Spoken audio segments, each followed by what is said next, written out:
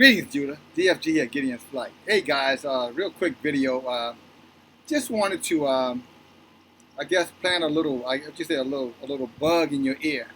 It is going around that on tomorrow, I guess, the Trump administration or those who are part of the Trump administration is supposed to release some information, and it's supposed to be just, I don't want to use the word earth-shattering information, but information that's supposed to be shocking, for lack of a better word. And this is in regards to, I'm sure, the election results in Georgia, or what I guess what they discovered in Georgia. And here's what I will say to that. First of all, don't be shocked if you get let down, because you know how the media, especially mainstream media, they get you all laddered up, and all ready for just some big important announcement, and then you realize, okay, here we go again, more BS. Just another just attention grabber, just to to get us to focus on nothing, so that we won't be thinking about something or things that are relevant in these last and evil days. And I think we all Judah that is coming and walking and seeking the knowledge of Yah, you Judah, and Gentiles, I might add, who are seeking the knowledge of Yah, then we've become accustomed to that particular setup. The big old drum roll, only to end up again flatline, irrelevant information. But something tells me this one may be a little bit different. I suspect that it's going to come out that there's been some serious fraud going on, and that is not shocking to me at all, not in any kind of way. I mean, if at this stage of the game, if it's not coming to you that there was a lot of vote and fraud going on in this election, then you're just in denial because you're a Biden-Harris, support. And that's really sad, because now you're caught up in herd mentality. You're just following just to follow because you want to be right versus the chance that you could be absolutely wrong. And that's an indicator of your lack of intelligence, for lack of a better word. An intelligent individual is a free-thinking individual. You should always leave yourself enough room to be able to question things, and enough room to be corrected just in case you are heading on the wrong path. As I was saying, you want the ladder of success is something that we all should aspire to achieve, but what a shame it would be if that ladder that you're climbing is centered on the wrong destination. So you get to the top of the ladder and realize, oh shit, this is not, where I thought I was headed. And so often, those with that herd mentality, they get caught up in that. They're so interested in being right that they never consider the consequences if they're wrong. And I think in this situation here, I think we'll find out real fast that the revealing of this governmental political corruption is going to tell on them. I mean, this has been going on in politics forever and a day.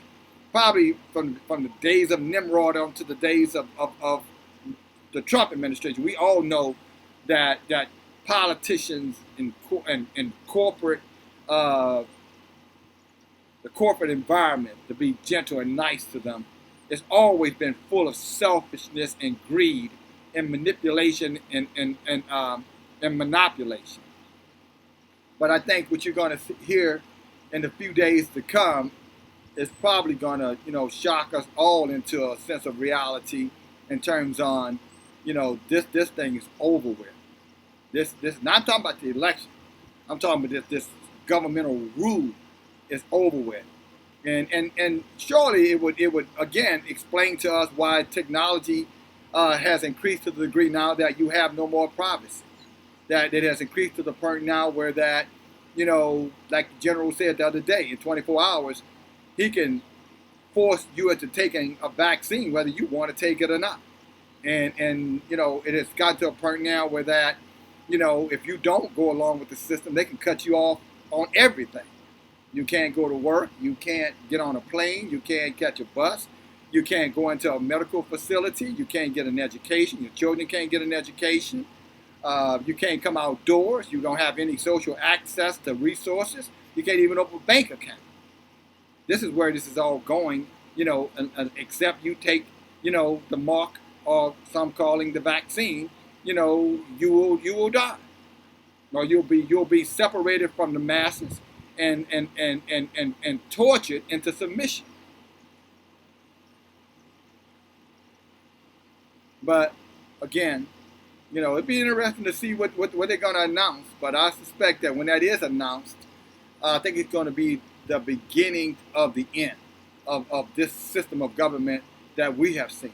I'm not talking about there will not be anybody in charge of the nation. I'm not saying that. I'm talking about a system of government that we have been accustomed to, and that it will go into some type of martial law, military rule, some type of tyranny that was a year ago unconscionable that it could happen, and it's going to happen. And I'm not saying with the information in a couple of days. I'm saying that's going to be the beginning of what is to come, that is ultimately going to happen. And I'm not talking about, like some of these guys, well, in about 5 years, no. We're talking about, the winter season. And you heard me say that before, and I haven't changed what I said. This winter is going to be the winter of death, spiritually and physical, both sides. And again, Judah, I'll say to you in particular, this is a time to gird yourself up and get yourself ready. You go back to Ephesians chapter 6, right about, I think around verses 20 toward the end, it tells you that it's time to now, understand what you're dealing with, and that darkness is coming, and that these principalities, these rulers of darkness will have no mercy on you. It's not even going to have mercy on its kind. It's going to use its kind to implement what it wants, and then it's going to destroy its own kind too. The one thing about Esau, he eats his own. When he eats everything else, it's like the Nephilims. When the Nephilims were here on earth with man would feed them, and they would feed themselves. And ultimately, when the Nephilims, the so-called giants, when they ran out of food, they started eating, the people. They started eating the people of the nation. That's why our forefathers didn't want to go into the land of Canaan when Yah took us out of Mizraim, they called Egypt. Because remember, when the spies went over, they said there were giants over there. And that in their appearance and their presence, we were like ants. That's not a metaphor. They weren't speaking metaphorically. They were speaking literally. Go back and read it in the book of Exodus. They were saying that these people are so big, we look like ants compared to them. And if we go over there, they're going to eat us. And Esau's about to start eating. He'll eat his own when he finishes eating us. When he's finished, when he destroys as many of us as he can, then he's going to retard himself into destroying his own kind, and ultimately himself. Well, Yah is going to come back and finish them off.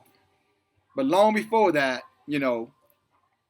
as you heard them already say, you're the target. You've heard the governor of New York say it. You've heard Biden say it. You heard Trump talking about it. You heard the Surgeon General talking about it, talking about with this mark vaccine. All of them, you already target Latinos and so-called black people.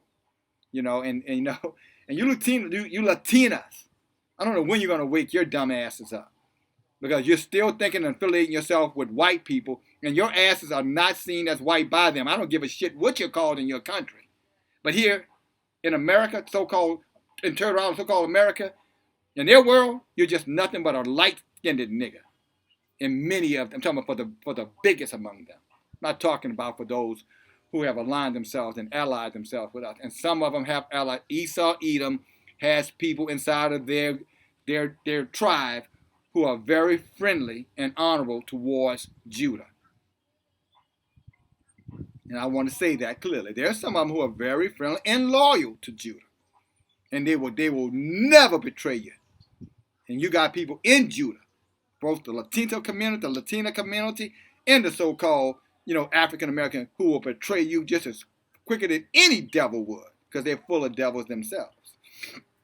But this announcement is going to be pretty interesting. So, I would just say, I hope you've been preparing. I hope you've gotten yourself ready, because if this announcement has the magnitude in which some are saying it's going to have, then I think you're going to start to see that rioting and that chaos that everybody's kind of sitting waiting and say, I thought that was going to happen after the election. It doesn't happen because Trump hasn't officially lost the election yet, or won the election yet.